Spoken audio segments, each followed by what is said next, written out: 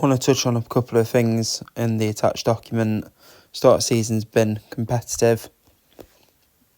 Every game's had something to play for, and now it's down to us as a squad to collectively improve and increase the points per game that we're currently on at the starting point of the season. We've introduced 6-a-side on a Sunday night.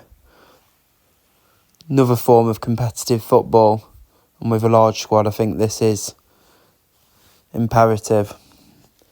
The app has been well received and I appreciate everyone that's jumped on it.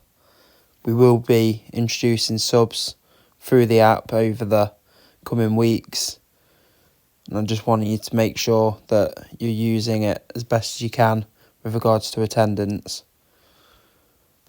Barracks this weekend was absolutely exceptional in respect of the playing fields and surface.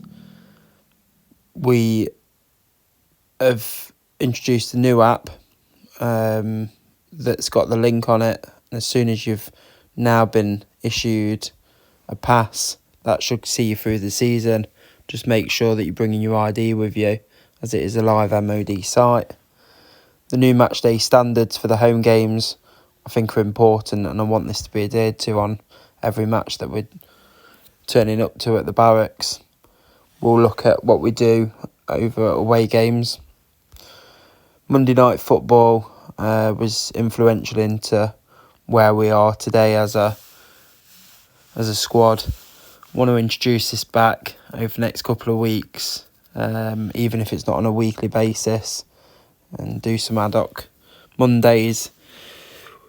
We're set to spend way over £8,000 as a team this season, so we might have to look at what the financials look like for Monday night football, but everything's possible. Winter training, appreciate the numbers and the effort to get to training. We do have a capacity on Thursday nights. I think that ultimately I just want to keep it as fresh as we can and get as much out of the hour and a half as possible over the season. I'll send out a couple of wave of invites on this, but it predominantly looks at the younger group of players and just trying to get them the training that's needed. St Peter's, obviously without them we wouldn't be where we are today. Massive thanks to Reverend Jess, Jane Butler and Toton Churches. Make sure that we're